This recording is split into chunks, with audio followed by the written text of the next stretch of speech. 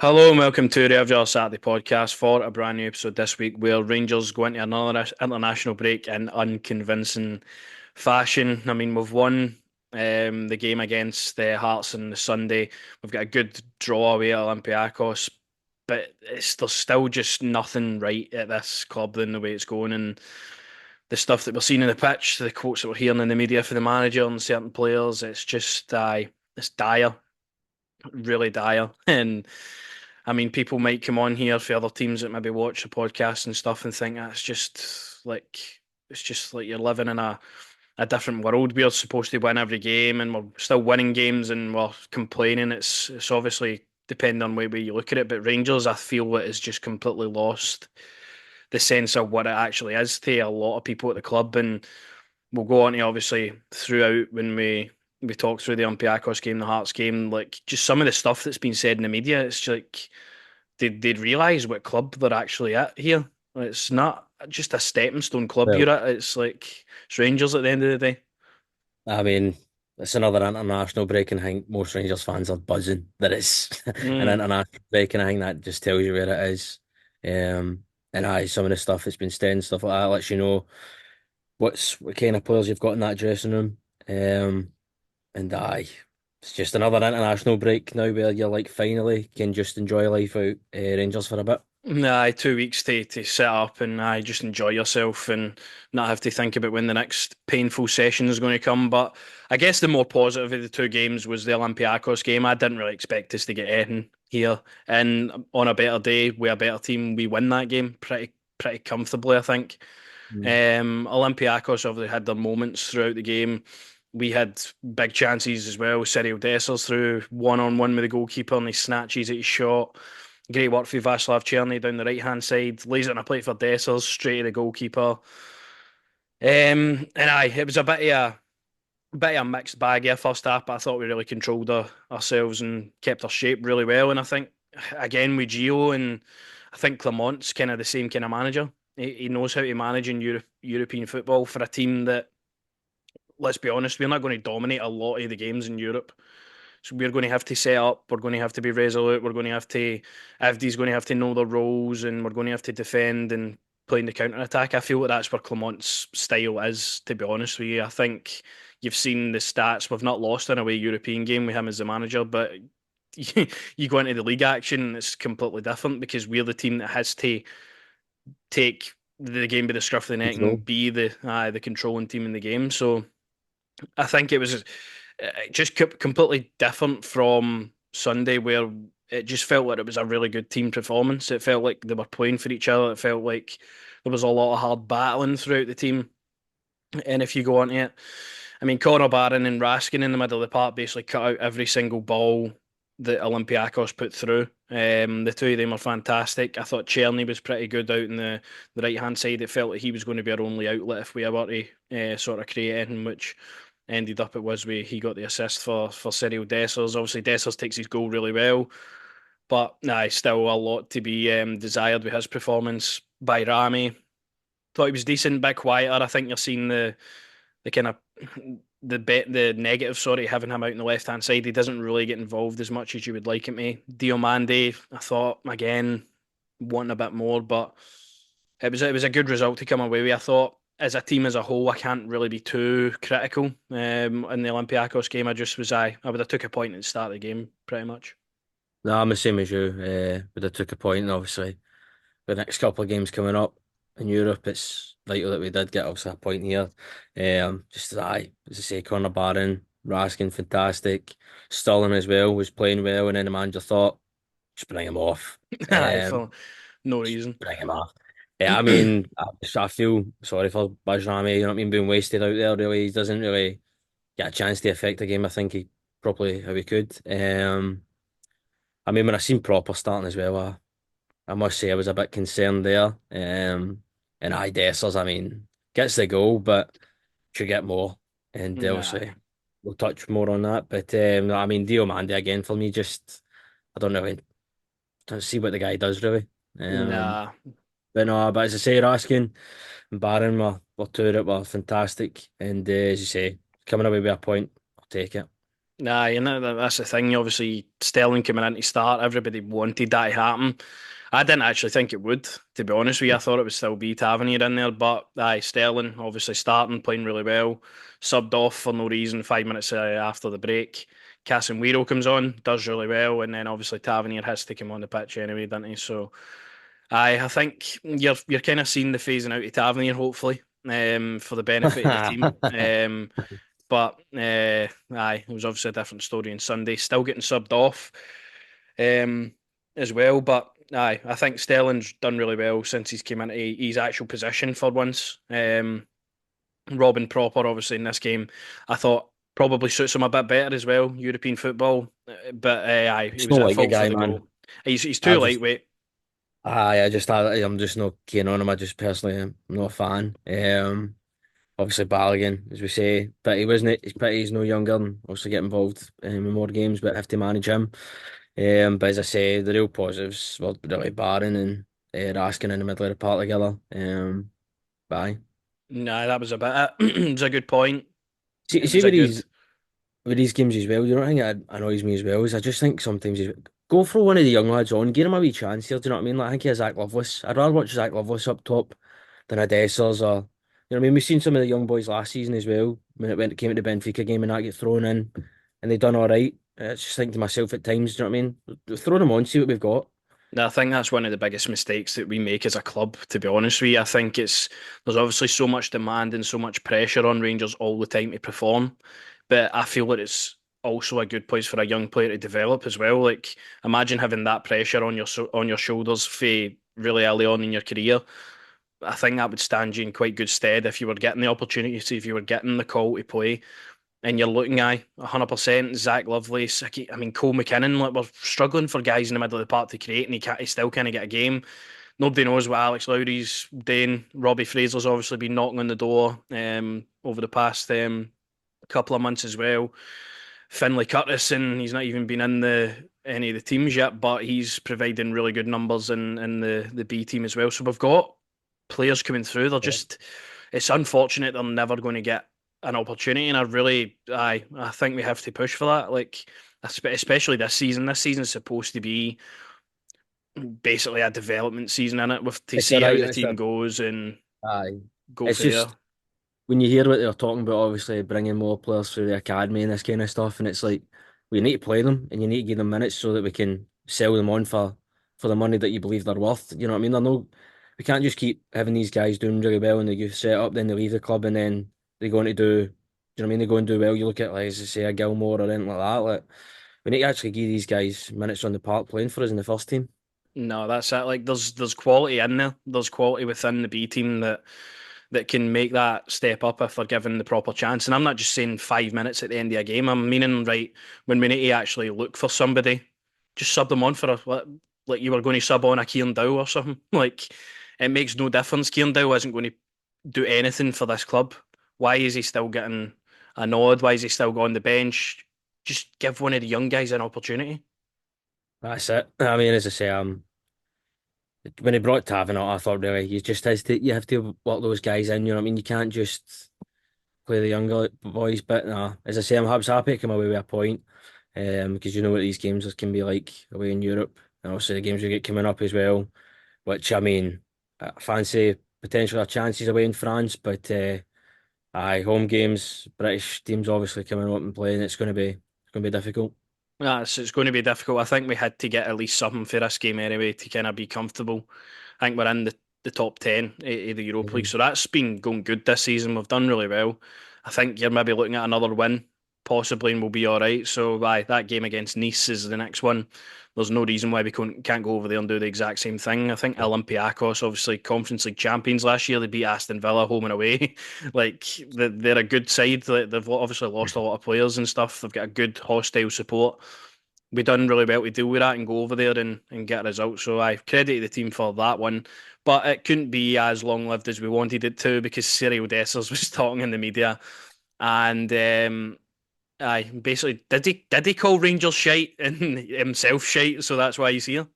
Aye, yeah. I mean, I don't know. I don't know why he actually had to say anything like that. Still, to be fair, Aye, I don't know. I mean, you're just left feeling seeing how stupid the guy really is. I mean, you hear somebody like Balogun. Obviously, you've been hearing him and stuff like that. That sounds like someone you would want in the dressing room, a real leader, a real captain. Molding in, you have guys like this in the dressing room, and I don't know, man. I think, as you say, I don't think he said anything like wrong. For example, I think we've all said this about Dessers. We want he would score about a hat trick a game, and then But that's teams will see the those th stats and they'll be like, "Oh," but that's my but thing. But he knows he should be getting more goals, and yeah, do you know what I mean? And he knows it and he's himself. trying to make himself feel better by saying, "Oh, other people who are better than me miss Aye, chances," and and that's the thing to me. It's like, all right, so you know you should be doing better than what you're actually doing. So what are you doing then? You just half-arsing it. But aye, level he's step, you know. he done really If well to you, obviously get the equaliser as well. And then you come out and say something like this, and people will look at it obviously a totally different way. It was people might look at it being like, oh, we would say this about Dessers, so why can't he say it about himself? But I just think it's just a poor statement to come out with, to be honest. I mean, there's a difference with us saying it about him. He should be striving to be the best for Rangers Football Club every game he plays. Do you know what I mean? Getting as many goals as he can. You look at, I mean, the boy that was at Motherwell for Arsenal and all that. Like he's Hmm. went over faster than the goals. You look at all like these strikers around Europe. Do you know what I mean?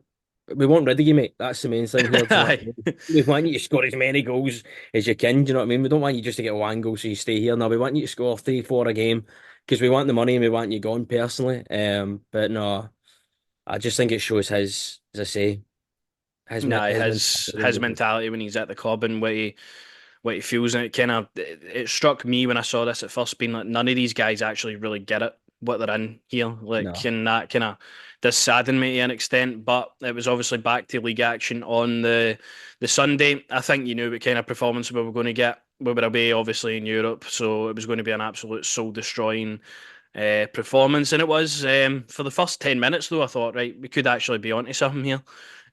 Obviously, quick goal, good work for the team on the left hand side. I believe it was Bayrami. Nice cross through. Cherny misses it. Tavernier hits it in. Dessers obviously again scores his third goal in his third game, which again is he's doing well in that front. But there's chances that he had obviously throughout all these games that he should have obviously bagged more, and that's obviously the issue everybody's got with him. But for about 10 minutes we were good in this game, and everything that came after that was just like soul destroying. Hearts took a foothold in the game. They grew into it more. They were kind of maybe not a wee bit rattled, but struggling to come to grips with us within the first 10, 15 minutes, and then they kind of got a grip of the game. Didn't really test Jack Butland at all though, but they were comfortable, and it felt like if anything was going to happen, it was going to be through Hearts. But Clermont obviously made some decisions again in this game. Obviously, some players are going to be rotated in and out. It's kind of natural after a Thursday, Sunday, but Tavernier coming back in. Yeah, strange. Balogun obviously coming in, it's just fine. And then obviously the rest was the same. So two changes really for what actually happened on the Thursday. Tavernier just stinking again, really. Um, and that position it shouldn't be his anymore. That position's lost now. Like Casemiro and Sterling have put in much better performances at right back than Tavernier this season. Just because he's a captain doesn't mean he can't be removed for me. Like it's time for that phase out to happen. And obviously, I think Clement has done well in that respect, where he's respected all the players in that position and gave them minutes. But time's kind of really I will. up for Tavernier now. It's time the manager be a bit ruthless there, and he's just not at the level now. You know what I mean? Sterling's having decent performances. Casemiro, as you're saying, is having decent performances. You need to give those boys a chances. I just think, obviously, we said it last time. Well, you said it last time about like previous with Gerrard and that. Like you would expect, like maybe on the Sunday, not the best game, but we'd still turn up and we'd still get there and obviously win. We won this game, but the performance level, I mean, was shocking. Do you know what I mean? At least then you knew the boys were right. You could understand a bit fatigue. We didn't have the quality of players that I feel like some of these lads are. And I just think now, man, like the manager for me, he's got to he's got to drop Tav. He's got to put Sterling in. He's got to play the right players. Do you know what I mean? He's got to He's got play to make changes to save his job, really. himself. That's where Aye, he is now. because as I said to you, mate, I'll be honest to say I watched the highlights of this game. I didn't even bother watching it because I knew what it was going to be. I just knew. I mean, you think about Desser's comments as well. Do you know what I mean? It just lets you in the psyche of some of these players here, where they know it's not good enough, and they know that they should do more, but they just it doesn't matter, does it? Do you know what I mean? We'll get a 1-0 win against Hearts at home, and that's not the levels. Do you know what I mean? And it Especially felt like Hearts a that have been defeat on struggling. Sunday. It really did. It Aye. felt like we just get beat. Like I felt really really flat after watching this, and as you were saying there, as we mentioned, obviously a couple of weeks ago as well, after the Hibs game, after the St Mirren game, after the Dundee United game, for example, all those might not have been after European games on the Thursdays, but they're still the same level of performance. Like when we've had a week to prepare for a game, like there's no excuses then. Like as you say, you could come back for a Porto away where we drew one each, played really well under Gerrard, and then we're playing St Johnstone at home, and you might just win 2-0. It might just be one of them you get over the line. But it's becoming all too common this season.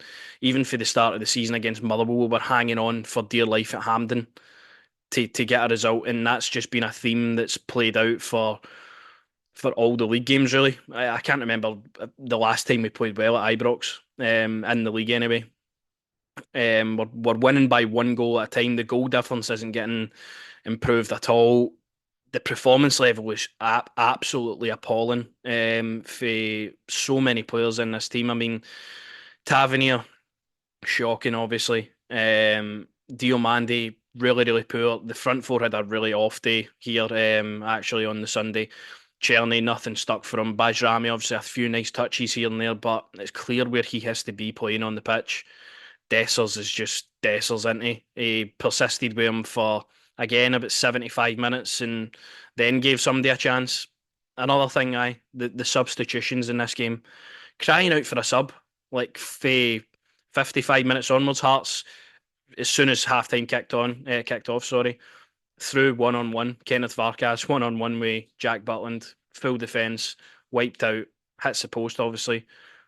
And then Hearts just kind of built for strength to strength there. They had a couple of opportunities, nothing too clear cut, um, like that one. But it felt like the only way that this game was going to end was in a draw because Clement wasn't being pragmatic enough with his team, understanding who's fatigued and tired for Thursday, which I imagine Connor Barron and Raskin would be for the amount of yards that they covered in the middle of the pitch the other night, but he just didn't make the right calls at the right times, and that's for me another big, massive red flag for the manager is he doesn't know when to change it. His favourites get too much game time, and when they're not performing, they still stay on the pitch, and I think it's really, really just bad management for the manager. But obviously there was a big um, call Uh, that he made. He took off Connor Barron, and obviously the fans booed that change, and probably rightfully so. I don't think Barron should be one of the guys that's taking off. Obviously, I understand fatigue and but managing his minutes, and he'll be going away with Scotland and stuff. I get it, but I think one of the things I wanted to comment on this is.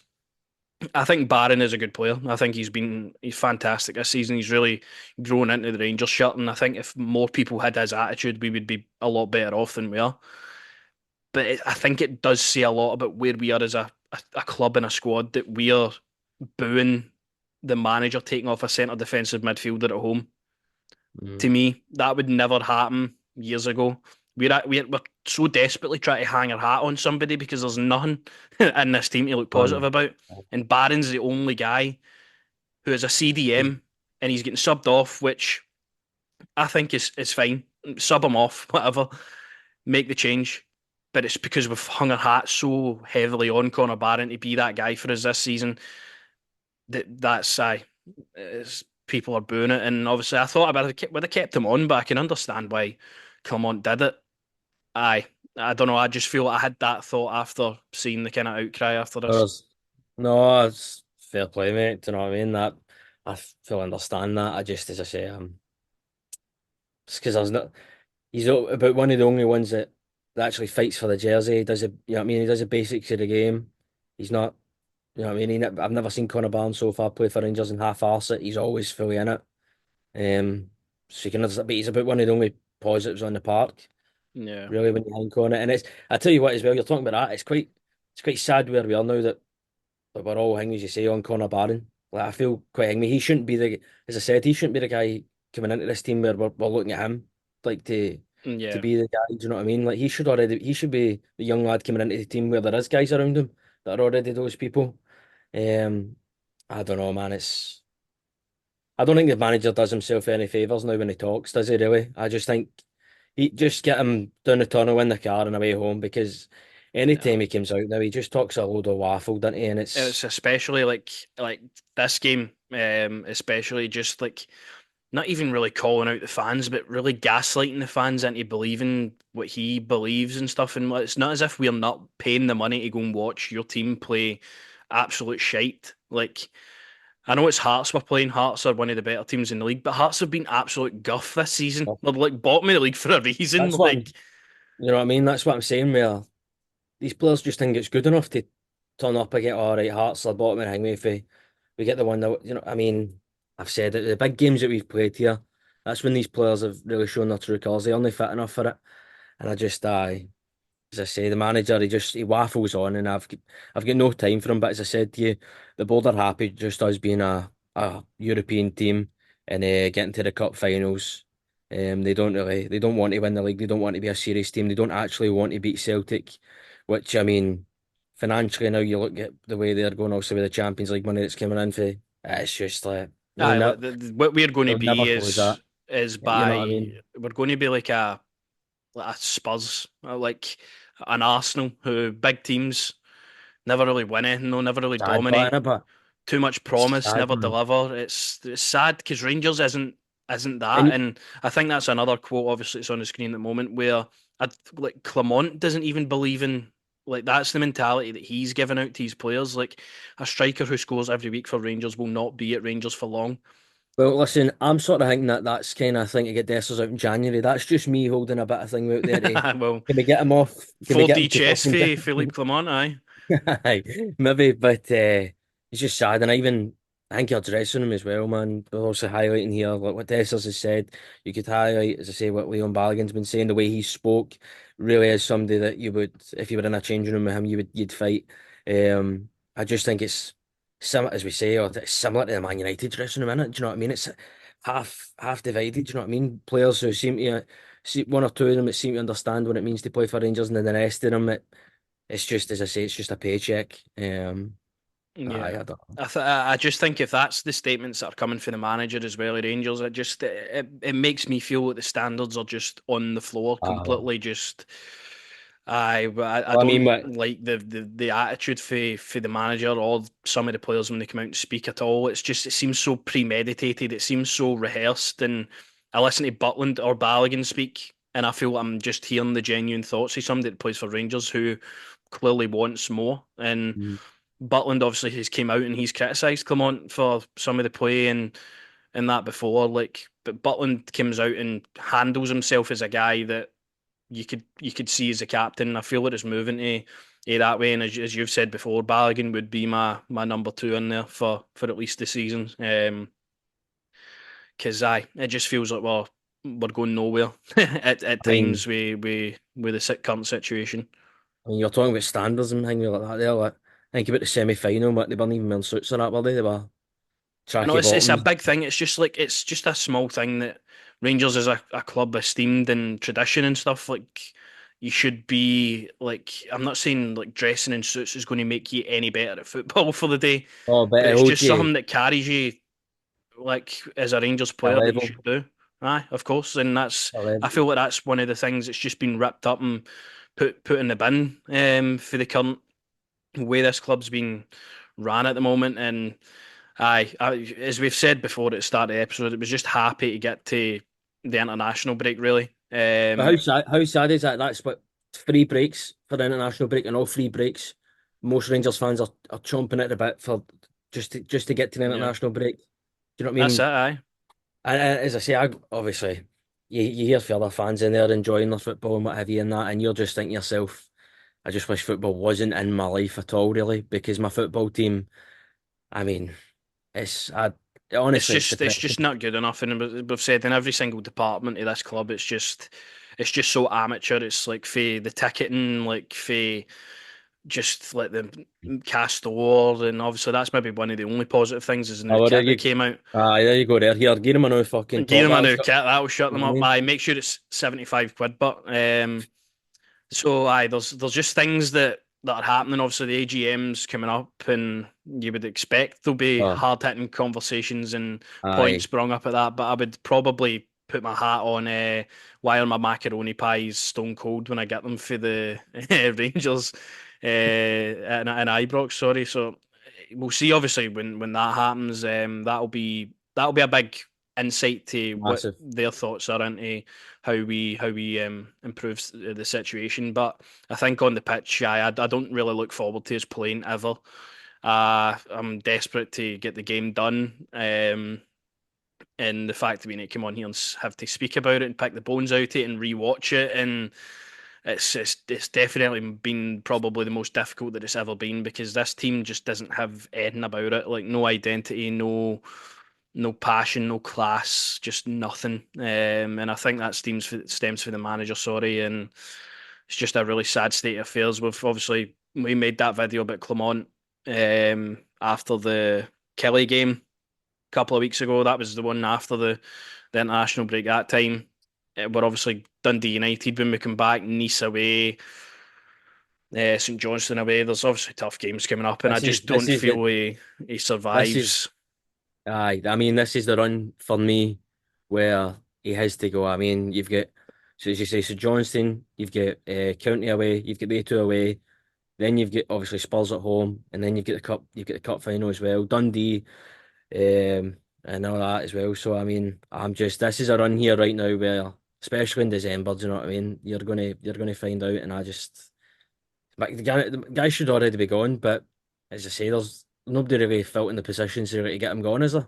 No, that's the thing as well. There's I'm just nothing happening at the top end of the club either. We come on here as well, like every week, and mm. say the same thing. It's like I really want to know what's happening there. Like Who's how filling close these are we to getting the positions? people in? Aye, who's filling these positions and what have you? But I tell you what, when we've got that weekend where it's with Spurs and then it's the cup fight, I'm absolutely bricking it, mate. I wouldn't even lie to you. That's the one the most to me, where I'm absolutely bricking it because I honestly wouldn't be shocked if Spurs put like 10 past us, man. They really would. Even with Spurs being You know what I quite mean? poor this season, How like how bad we won the champions. That's a game where I'm thinking to myself, like, no chance, man. oh, it They're could going be to an absolute absolutely. pasting. It could really be a really hard night for everybody. But again, it wouldn't surprise me if that's when they rose Oh, I to the know, occasion as well. Like the more important game that week's the Sunday. I Like know. just try your best against Spurs, but make sure you've got enough in the tank for the Sunday. But that's obviously what about a month away now till the Oh. cup final and all that. So, It's aye, not even that. It's just that run, as I say. Like, there's aye, two it's scary to difficult think games in about. December to have away from home, like St Johnstone and County away from home in December. That's And especially knowing how this team play, and if especially some a weird thing is like see early games on a Saturday or a Sunday, we just aye. again fail to ever turn up. There's just so many things that you can say about this team at the moment that's not good. I mean, like any other time we've ever came on here and got a point away in Europe and won the game the Sunday, you're fine with it. You've won. You're into the international break. And you don't have to ponder on a defeat. But it's the way that we play and the way that it's happening. It's just not good enough for The way, Rangers. way that we play, it's the fact that we're light years, not even behind, Celtic, light years behind Aberdeen. Aberdeen, like I know. Are you, what are you talking about? And just as I say, the way the club is at the moment, from top to bottom, the standards are, as I say, the standards are going, man. Nah, it's just if you don't laugh, you will cry into your pillow at night Aye, thinking about it. But aye, I think that's enough depression for one aye, midweek night on the podcast. But aye, if you did enjoy the podcast, give us your thoughts on the current situation at Rangers. It's obviously all nice to hear other people's views on things if they're obviously still the same or maybe some more positive to look at. And we'll be back. It'll be a couple of weeks now, obviously, till the Dundee United game, and then looking forward to that Nice game in the Europa League. So we'll see you then.